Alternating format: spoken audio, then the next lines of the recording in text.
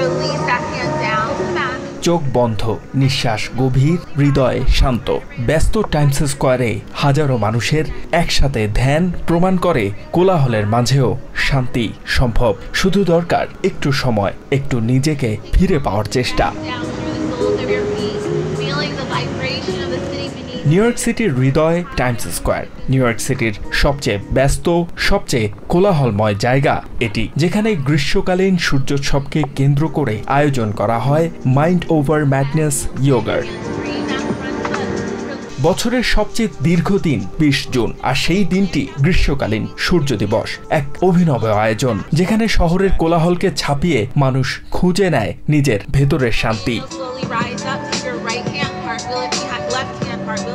একদিনের জন্য হাজার হাজার মানুষের পদচারণায় মুখর হয়ে ওঠে টাইমস স্কোয়ার, রূপ নেয় এক ধ্যানমগ্ন আশ্রমে। ভোর থেকে শুরু করে সূর্যাস্ত পর্যন্ত সারা দিন ব্যাপী চলেছে খোলা আকাশের নিচে যোগ চর্চা। ফ্লোরিডা থেকে আসা এক অংশগ্রহণকারী জনেট পিচার্ডো বলেন, এই অভিজ্ঞতা অমূল্য। I've been attending for the past 2 years. Last year was the first time. I love this summer solstice. এই ইভেন্টে বিনামূল্যে সারা দিন জুড়ে বিভিন্ন সময় বিভিন্ন প্রশিক্ষকের মাধ্যমে চলে যোগব্যায়াম চর্চা। সহ আয়োজক ডগলাস স্টুয়ার্ট বলেন, 23 বছর আগে মাত্র 3 জন মানুষ নিয়ে শুরু হয়েছিল এই আয়োজন।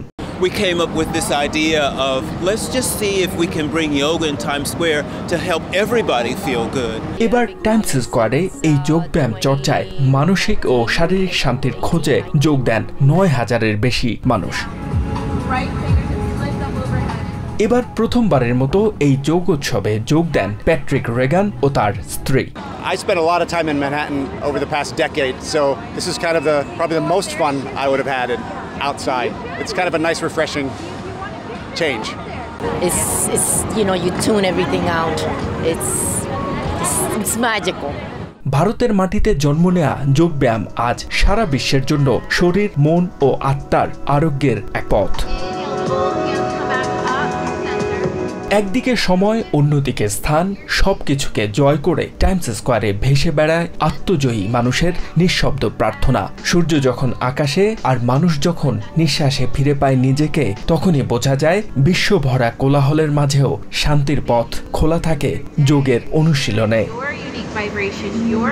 H M Ataullah, TVN 24 news desk.